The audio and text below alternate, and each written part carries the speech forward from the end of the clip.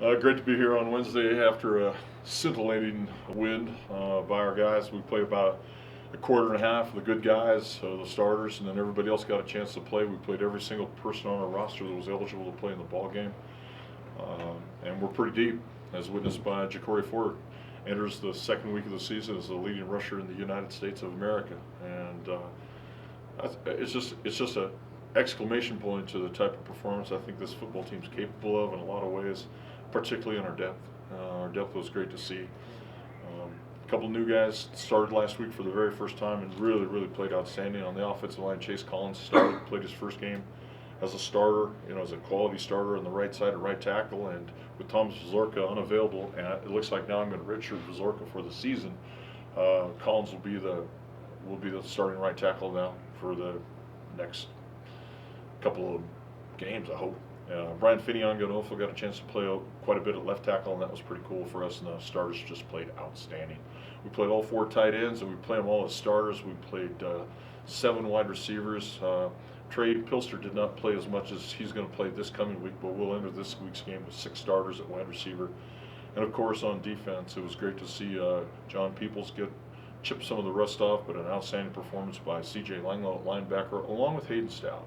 Those two guys really have become kind of the anchors of our defense in the middle. They're able to make quick adjustments and get us lined up. Camino Ward played in place of Tyson Manu, and just played outstanding. So a couple of cool things for us last Saturday. Thoughts on this week?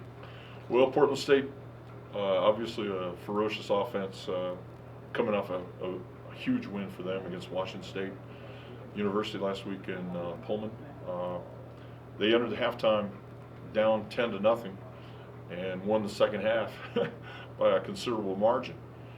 And they showed tremendous mental toughness and resiliency. They never panicked. They stayed within their game plan. They played outstanding on defense. Even though they didn't force a lot of turnovers, they were able to keep the Cougars off the scoreboard in the second half, and they took advantage of every possession in the second half to move the ball and get field position, maintain field position, and get their quarterback loose on several run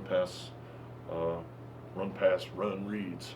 So good variability in their offense. They don't throw a lot. They don't want to throw a lot. It's witnessed by their 5 interceptions they threw against us last year, which really was the difference in the ballgame. So for us to be able to win, we have got to stop the run. Have to stop the run.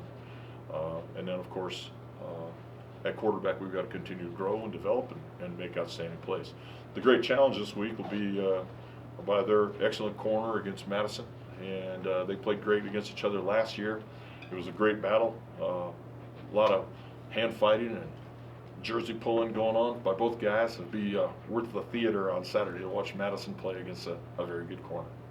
Vazorka, have you decided to redshirt him? Yes, I've decided to redshirt. He has a red shirt. He's not a starter going into week 2.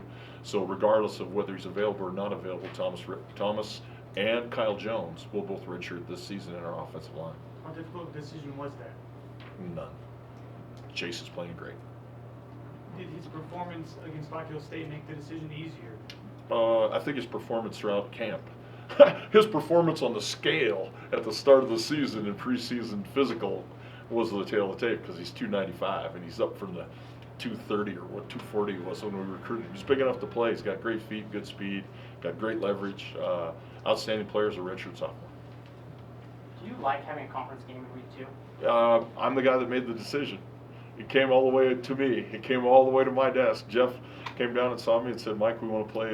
Portland State wants us to play week 2, so we all get a bye in the middle of the season." And I said, "Well, they're playing Washington State, and we're playing Black Hill State. That would be a great opportunity." And then just before the game, when I saw the final score, I went, "Oh, be careful what you wish for." And now we face a team that has a lot of swagger, a lot of aplomb, a team that thinks very highly of itself, a team that feels disaffected by the way the prognosticators of the media and the other coaches have felt about their preseason chances. They're mentally tough. They're physically tough. They returned their front 7 on defense, and they played the best game against us last year defensively of any team in the conference. So a tremendous challenge for us offensively this week.